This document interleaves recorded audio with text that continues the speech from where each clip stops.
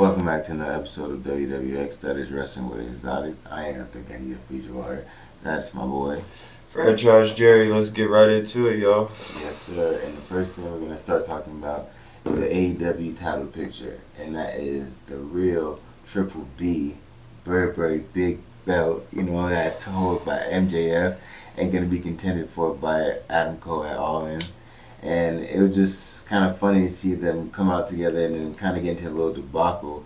But first, before I even want to touch on that promo they had a hilarious segment when they went to go indoor dodgeball. And I just thought, this is just another clear case of how MJF and Adam Cole are just like, it's like rush hour. It's like the perfect tandem. Like, they're being, like, Adam Cole's allowing Max to be a dickhead, but at the same time, Max is allowing Adam to gain more street cred in a sense because he's trying to be like PC and trying to be like an adult, and Max is bringing out that immature side of him even when he's trying to be the responsible adult in the room. Yeah, the funniest part of the dodgeball scene was when MJF hit the little girl in the face, and as he's doing it, he's telling her how he was poking on her mama. I thought that shit was hilarious. You just don't expect that type of shit from these little segments that we get from them. So like Adam Cole said, we do like seeing them as a tag team, but at the end of the day, it's about that belt.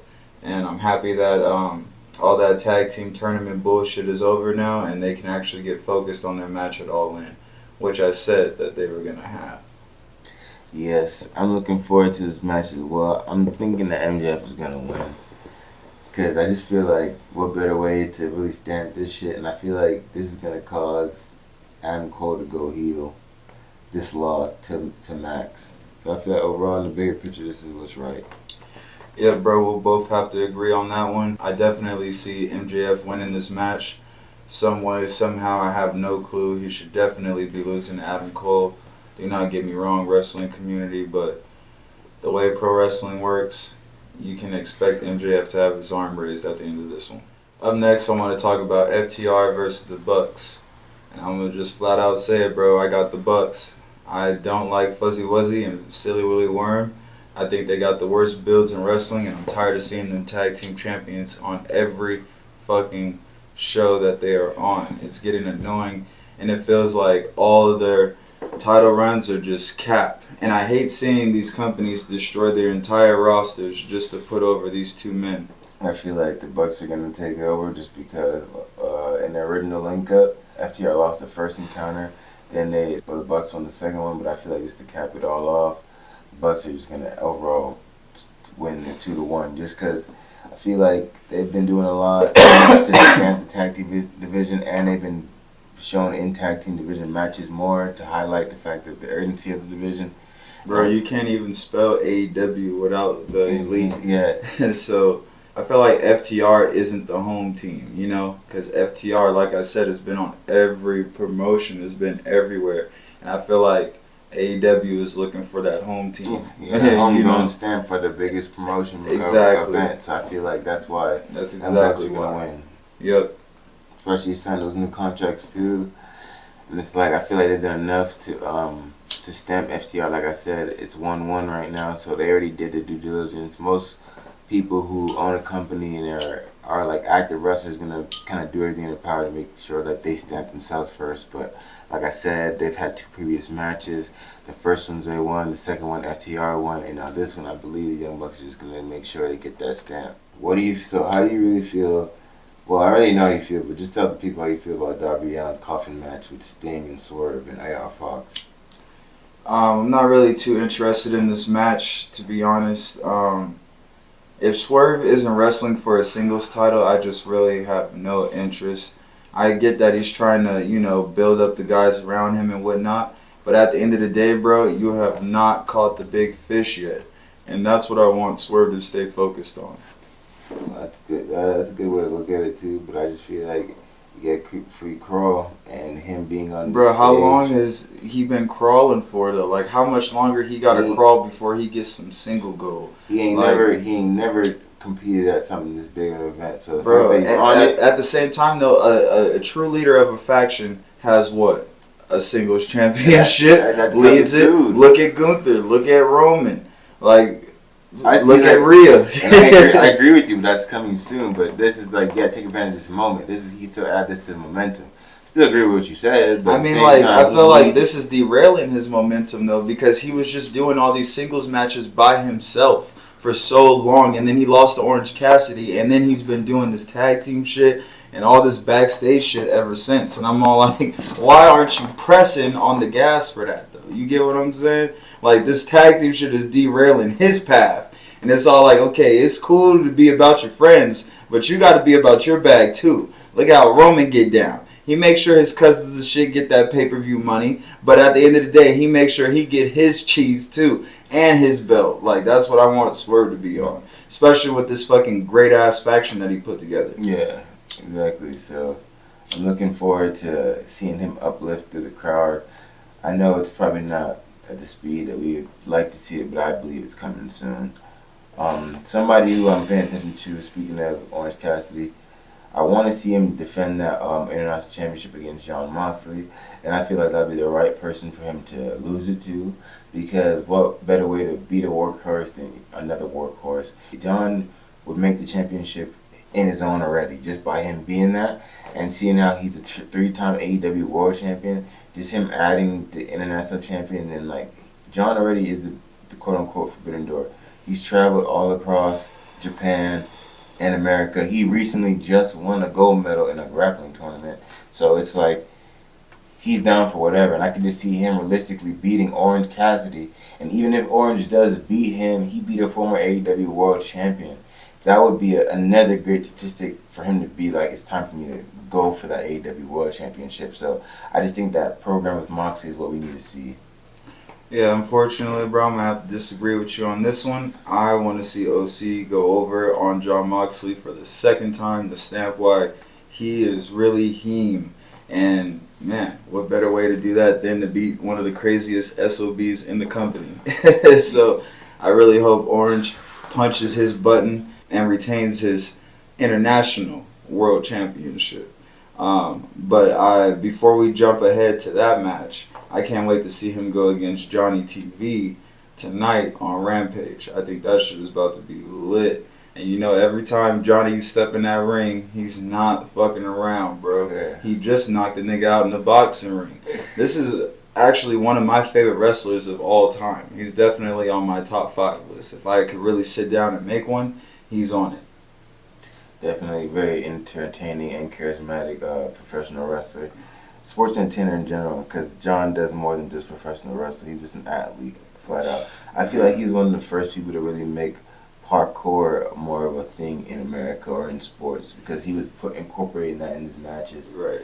And he even, I remember when WWE was doing more like a highlighting on each kind of like a candid mid-carder or like upper echelon type wrestler. Yeah. He did a little promo or like vignette basically explaining how he likes parkour and how it helps him in the ring. He incorporates it, and then going from that to see him having that match with Sheamus, we tried to throw him off the ramp and he just landed on his feet. Yeah. I'm just like, Jon, you are severely underappreciated in WWE. Man, you should have seen him in Lucha Underground. I watched him there too. He was great. He was going Johnny crazy. Mundo. Yep, and his matches with Ricochet, bro, Phenomenal. Oh my goodness, some of the best wrestling that you will ever see. Up next, we're going to be talking about NXT. Dom retains his North American Championship against Dragon Lee, and I have to say it was probably the best match of his career.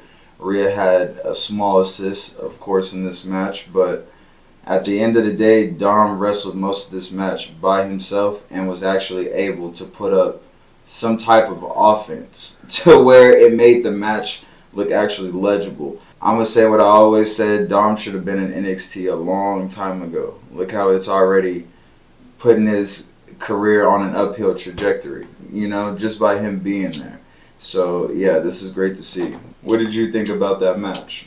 Honestly, it's pretty cool seeing Dominik not just do reversals, but actually try to, like, show that he is that. So, I feel like he did need this, but at the same time, I feel like it's perfect timing. Because he may be going backwards in a sense, but at the same time he's not, because he never went forward. He never had the wrestling. He never had the wrestling capability that he's gaining right now. Yeah. I feel like the reason why they kept him on the main roster and had him be with the Judgment Day is because they already were invested in him because of his last name.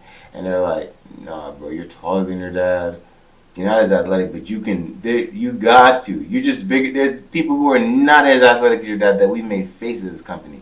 There's something about you that we can mold. And they're like, okay, now you're getting a real strong reaction. I feel like that's why they sent him to NXT.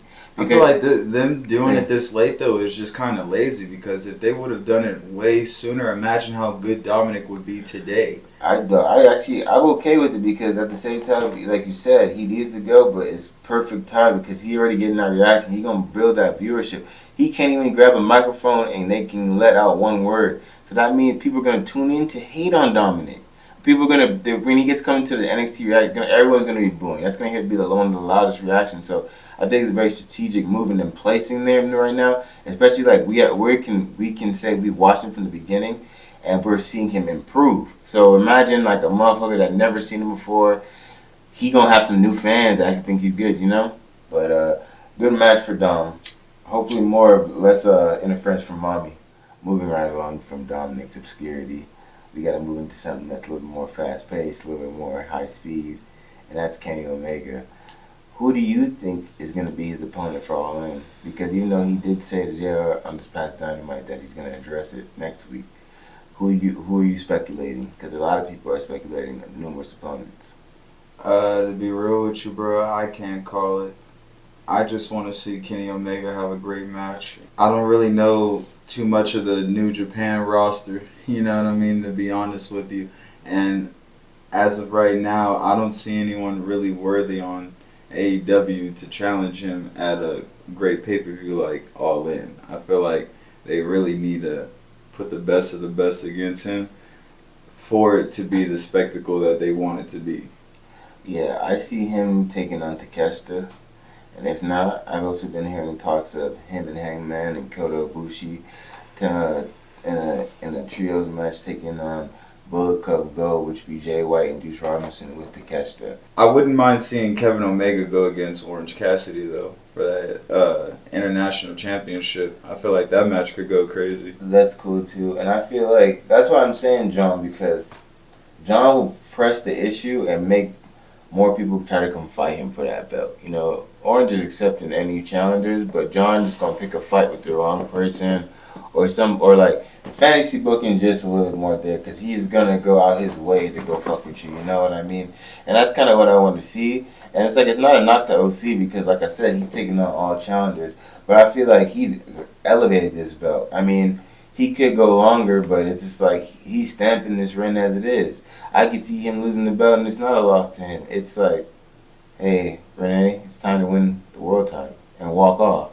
And then, like, we don't see him for a little bit, and then whoever wins the world title or just has a big defense, that OC is out in front of them, like, I told you, it's time. Mm-hmm. And then keep it going like that. His character is so, like, nonchalant that it's no never need to bounce back, because he was never bounced in the first place. You know what I mean?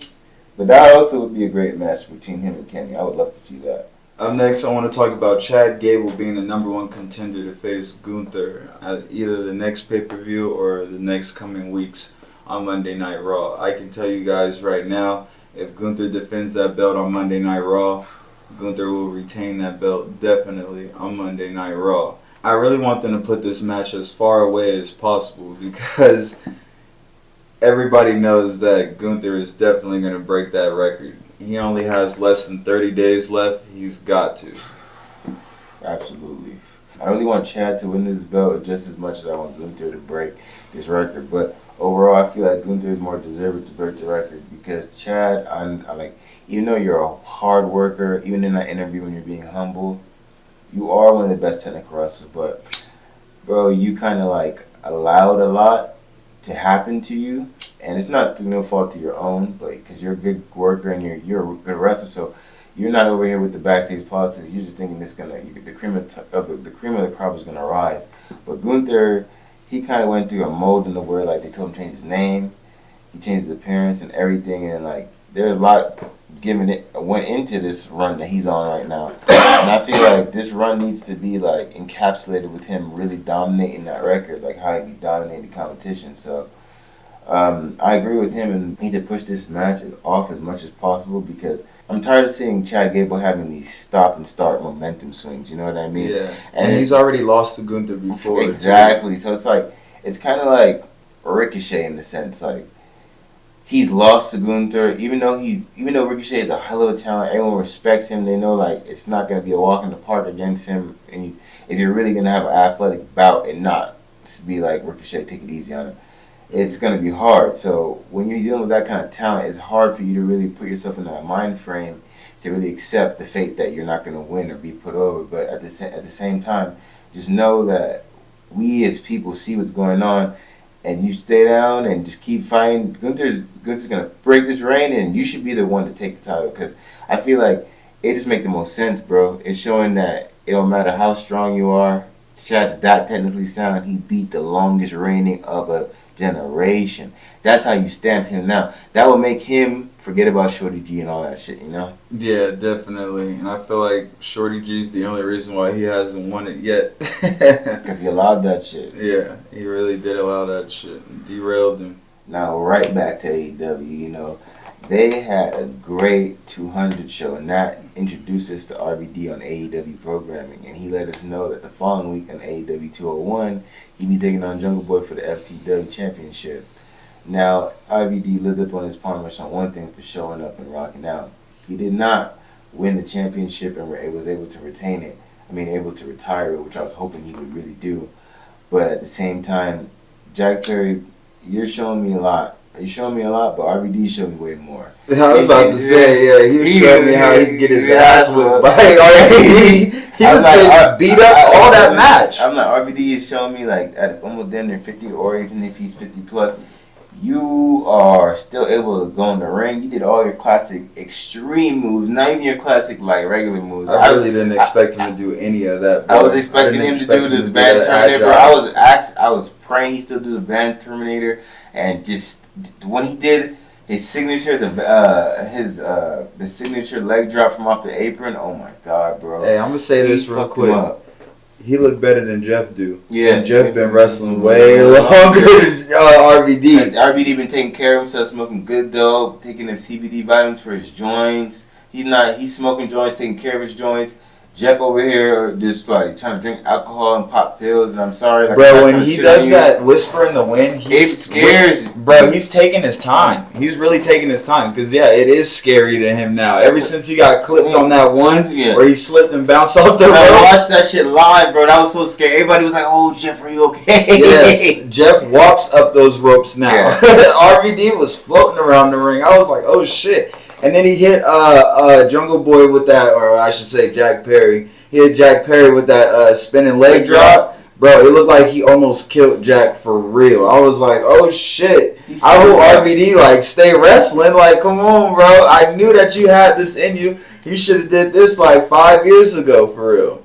I feel like he still wrestled, bro. He just did a lot of independent stuff and one-offs because he made so much money off of WWE. I feel like he's one of the real ECW people that didn't crash out. Like he's like I'm making these bingo hall checks, putting those up too. Then the WWE wants to fuck with me, but I'm holding it down because I feel like seeing how Rob is and realizing what he meant to ECW. I feel like they were like, this is the closest we'll get to a WWE talent as fucking ever, and they were giving him the whatever any nigga in there that even had the ECW Championship Rob was getting that match. It's not too many people that were able to come from ECW and transition to WWE. And mesh well and become a WWE champion, though. That's what I'm trying to say. So I feel like for a fact, Paul Heyman was looks at Rob and Rob was talking to him like, who's the champ?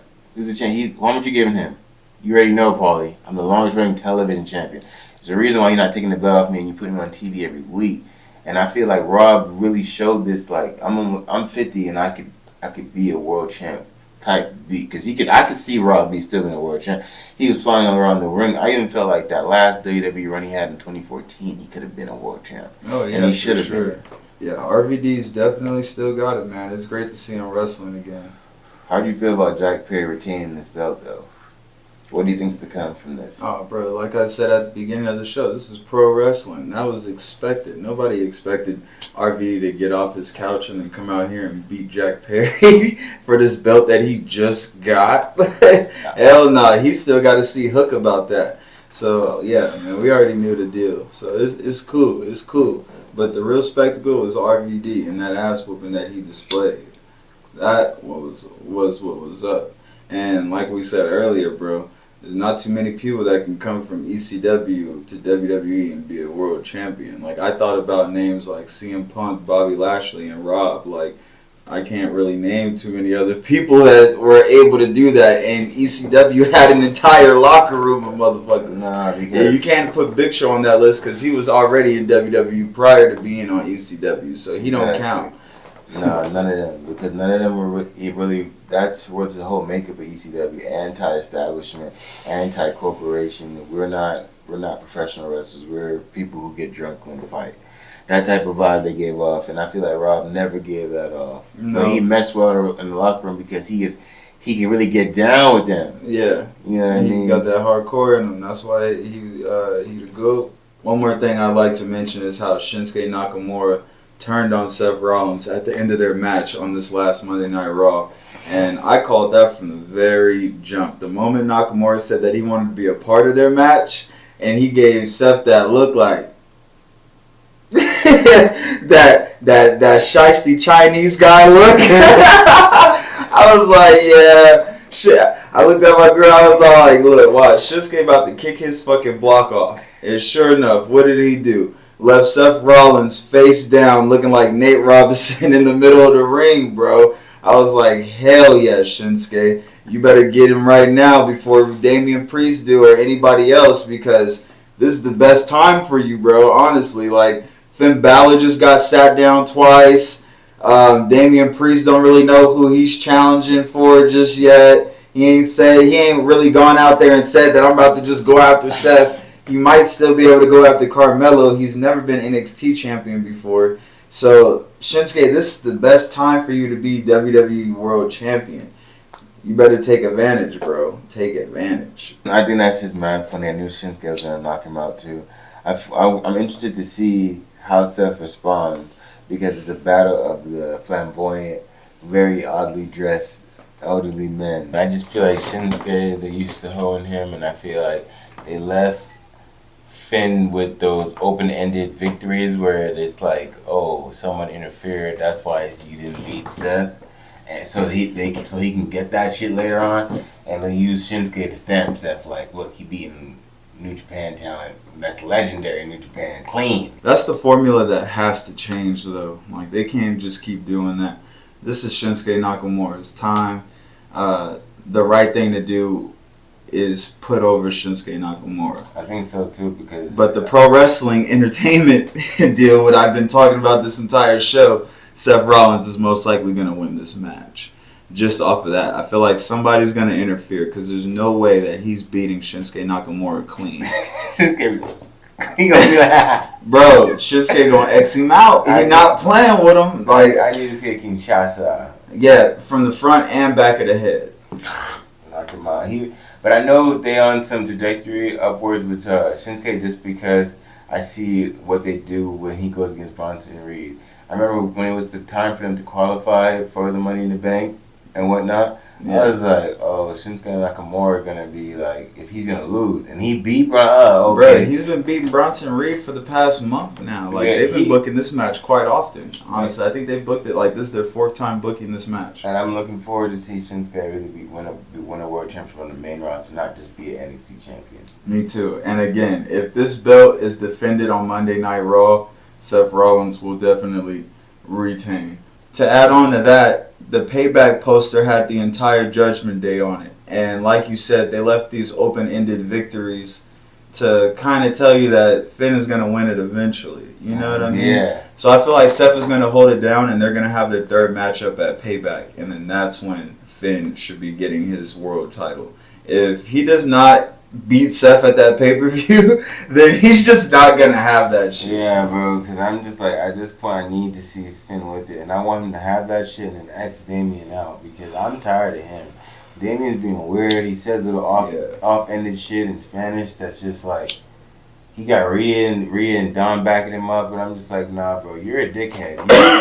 You're always flashing that briefcase in Finn's head, and Finn is the reason why you guys have had this successful-ass title run, because most of the championships that, when you put all the Judgment Day's accolades together, are Finn's and Rhea's.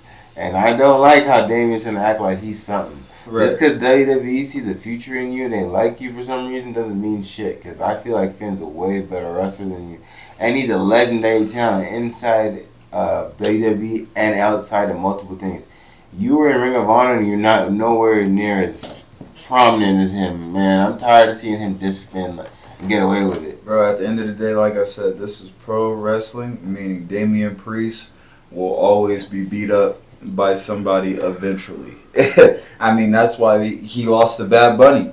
You're built like that, Damian Priest, so you're not him. Carmelo Hayes ain't going out there and taking losses to Bad Bunny. Nobody else in the locker room would even do that shit, besides maybe Mustafa Ali. And that would take some serious convincing. So Sammy's like, I lost to Johnny Knoxville. That's jackass. That's crazy. Like, right. You know what I'm saying? Like, he had to do... Like, Sammy will never do something like that again.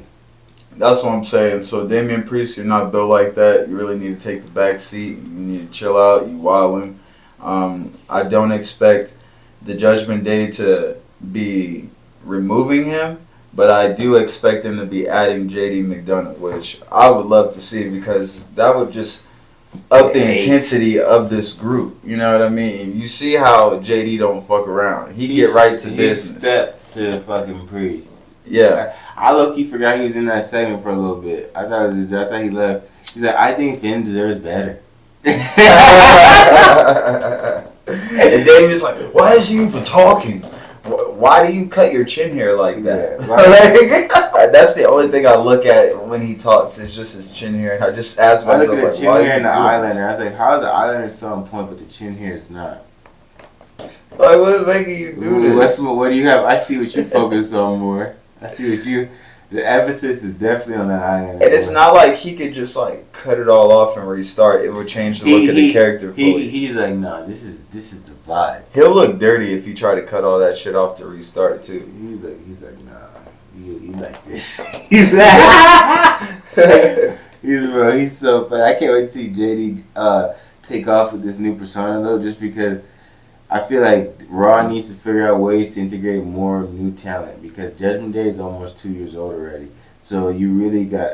Dom's only a year old, but the Judgment Day itself is 2 years old. So I feel like adding JD is perfect.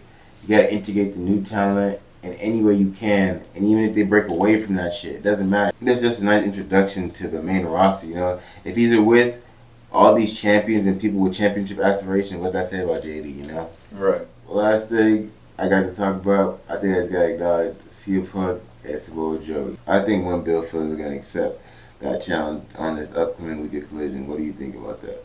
I definitely think he's going to accept this challenge. I just don't like this. I wish Samoa Joe would have just left him alone, because he's most likely going to lose at this pay-per-view. Like, bro, they're not about to put 2 belts on Samoa Joe. And especially the AEW World Championship right now. That's just not Joe's lane for them.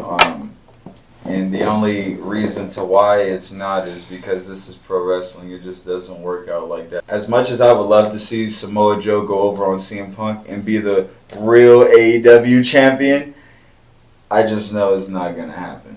But whoever CM Punk does face at All In, it's going to be one hell of a match. I promise you that. And I'm excited to see it.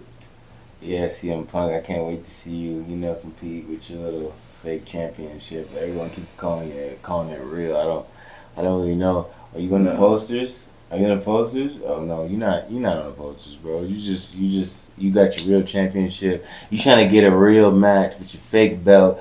We see through the facade, Punk, but we can't wait. Nobody watches this show without CM Punk. That's cool. You said it yourself. Collision is CM Punk's show. Yeah. We ain't talking about Collision. We're talking about just AEW as a whole. All In. Everybody gonna watch All In for what the main event we talked about, Adam Cole, MJF, okay? That is not That's the main event. In what world? That's cap. That is the last. That is the last match going on. The way MJF carries that belt, I don't feel like this is the main event. The way CM Punk has been carrying this belt for the last 2 weeks, 3 weeks, I feel like that's the main event. Especially all these people coming out the woodwork to challenge him for it like it is. Everybody's completely ignoring MJF. So he has a match. What do you mean? The match is actually set in stone. See if we were he talking. has a match, of course, but I'm saying CM Punk should have the main event of that night because that's the real AEW Championship. And the way he's been carrying it this last month is the entire reason why I believe that. I just feel like that's a month of reign of one defense from MJF, who's had, even if you want to say he's had a little bit of reign, he's had at least 4 reigns against high-level competition. And he's retained the belt. CM Punk's already defended his championship. He already... And who did he beat? No, he only defended it once. He beat Ricky Starks. MJF beat Ricky Starks and retained his championship. Okay, but I'm saying CM Punk is just now starting. He's just now starting again with his championship reign. So for him to defend his belt off the rip, that tells you that he's a fighting champion, something that MJF is not. And that's what I really want to see in AEW. And that's why he's the real champion. MJF defended it in the same proximity when he won the title because his first defense was against Ricky Starks, and that was within 2 weeks of him winning the belt. We will see at All In who is really the one. Yeah, when CM Punk's placed in the middle of the card because he got a fake belt. Anyway, that's all we got to say on that. We go to number 1. MJF, just handle it for Cole. You know, Cole's being weird. You notice how Cole's being weird? Mm-mm. You supporting that behavior by Roderick? I'm not supporting his behavior. I'm supporting Adam Cole. I'm supporting Adam Cole, baby. He's doing exactly what he should be doing. And yes, if you got to turn on MJF, kick him in his motherfucking skull, because that's what exactly he do to you, and that's what he said he would have done to you. He was keeping it cool. He's keeping it cool. They both said they would have did to each other, but it's like at the same time, you got to just look at it like, who's a better wrestler right now? And it's definitely MJF and Adam Cole. I don't know. Adam Cole had him beat the last matchup. How you had him beating the time right now? How come MJF didn't want to go 5 more minutes? Oh, because he was scared he might lose that match. Nah, he just Adam Cole was on his neck. He's like, he couldn't even beat me in this time. Why would I reward him with more time? That's crazy. Appreciate everybody out there watching with us. Again, it's your boy, the Franchise Kid, Franchise Jerry, and I got my dog with me. Think I need a Fiji water. You know what it is, man. And you guys have been watching Wrestling with Exotics. Make sure you guys like, comment, and subscribe, man. Share this shit with the world, y'all. And turn on your post notifications so you know every time we drop a track. And make sure you guys go check out our shop at pcfshop.myshopify.com. We got something for everybody on there, man. Guaranteed. Peace.